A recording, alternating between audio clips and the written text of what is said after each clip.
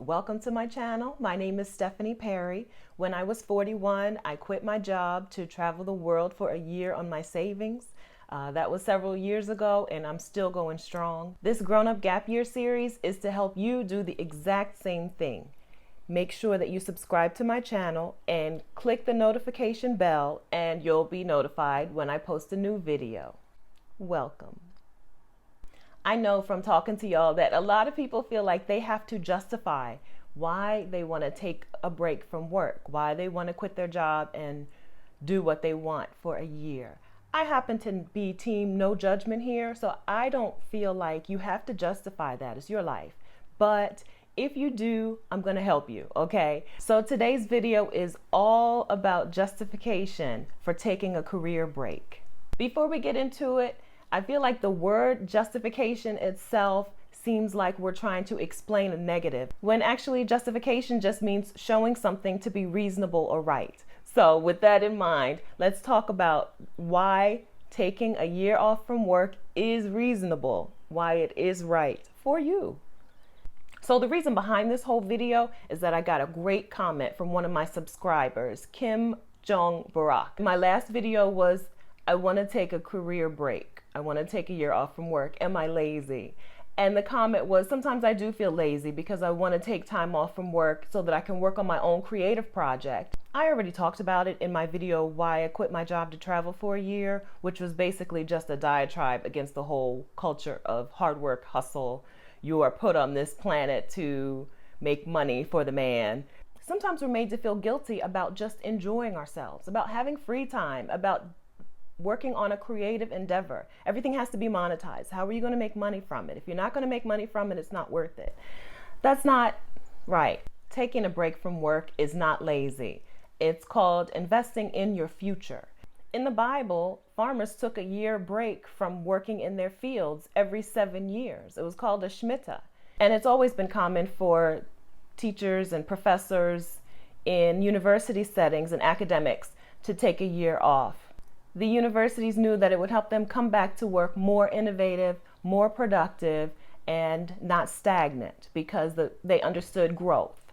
And I just read that in the UK, 20% of companies do offer some sort of sabbatical, paid or unpaid. Here in the United States, it's largely unheard of, but it does exist. There are companies that will allow you to take time away from work to focus on personal or professional goals without having to actually quit your job. But a lot of people are just taking it into their own hands and kind of forcing their own sabbatical by just quitting. Forbes says that time away from work makes work better. So let's talk about the benefits of taking time away from work. First, benefits for your employer, because some people need that too. We're talking about justification. Some people need to hear that. And then we'll talk about the personal benefits. Taking a break from work helps employees come back with a fresh perspective. They have a new eye on ways to grow the business. They also may come back with a new skill. So if you take a break and learn a new language or learn to code, it's only going to help you contribute more at work. And of course, after a nice break, you're going to come back to work with more energy. We all know what it's like to have a short work week and get as much done in a 3-day work week as you would normally get done in a 5-day work week. That comes from being energized after a break. Imagine what your energy is like after a significant time off. Fresh perspective, new skills, and energy also benefit you individually. Plus, you come away with a few more personal benefits. This time is a chance for you to focus on personal goals.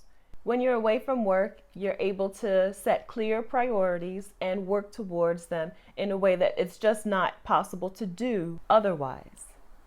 And last but not least, self-care is a valid goal for your gap year. You're entitled to the emotional and psychological benefits that come from taking a year off work. Wellness isn't something that you earn through hard work. It should be a gift that you give to yourself. If you've made it this far in the video, chances are you're at least considering taking a year off from work. So watch this video on the first steps to take when you're considering taking a gap year.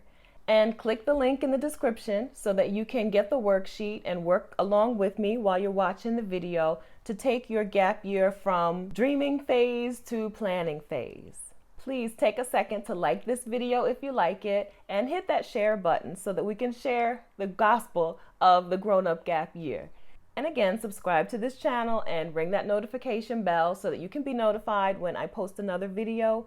I'm posting a video every day in June. Thank you so much for watching, and I'll see you next time.